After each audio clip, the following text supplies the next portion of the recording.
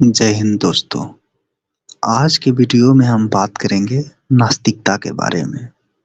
नास्तिकता होती क्या है, जिसे सदियों से ब्राह्मणों द्वारा एक बुरी नज़र से देखा गया, एक नीच नज़र से देखा गया किसी नास्तिक को। पुराने ज़माने में जब चार्वाक दर्शन था, उसकी इतनी शिकायतें करी गई, उसके ग्रंथ तक नष्ट कर दिए गए। तो नास्तिकता होती क्या है? नास्तिकता का मतलब होता है ना आस्था। जिसे किसी चीज में आस्था नहीं होती है, उसको हम नास्तिक कहते हैं। और नास्तिकता की परिभाषा सिर्फ आस्था तक ही सीमित नहीं है।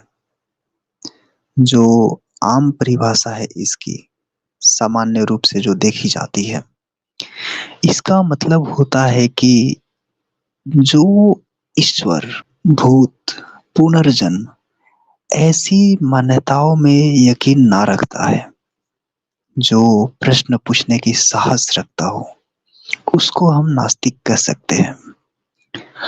ये एक पुरानी परिभाषा है जो वेदों में दी गई है। वेदों के अनुसार कि जो वेद में यकीन ना रखता हो, उसको नास्तिक कहा जाता है। पुराने जमाने में ये परिभाषा होती थी।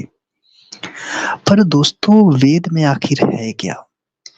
वेदों में जो है वो भगवान के बारे में ही दिखाया गया है।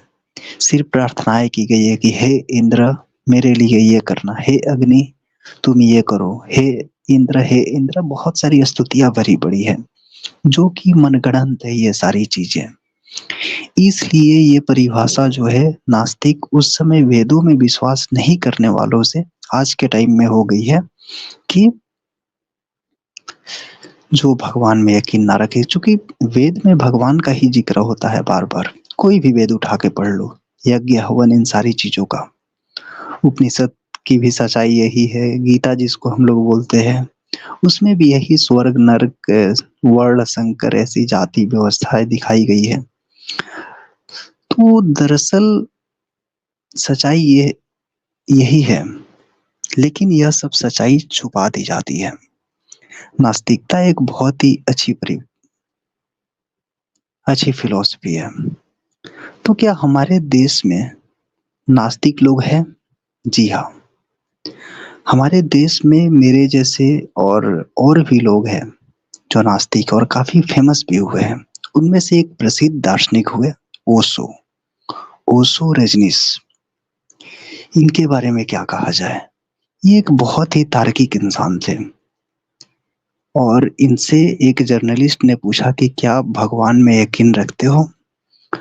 तो ओशो ने जवाब दिया कि इस दुनिया में भगवान जैसा कोई चीज नहीं है। ये इंसानों द्वारा रचा गया एक सबसे बड़ा झूठ है।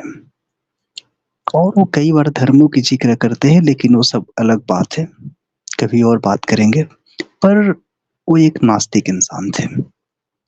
एक है जावेद अख्तर। जावेद अख्तर जो फिल्मों में काम करते हैं, राइटर हैं। तीसरे हो गए भीमराव अंबेडकर। और इनके जैसे बहुत सारे लोग हैं जो भीमराव अंबेडकर जैसे और भी लोग हैं, नास्तिक है, तार्किक है। गौतम बुद्ध भी नास्तिक ही थे, क्योंकि वो भगवान जैसी बातों पर, फालतू बातों पर यकीन नहीं रखते थे। नास्तिकता ही फ्यूचर है। तो दोस्तों, आज के लिए बस इतना ही। कभी और मिलेंगे। नमस्कार।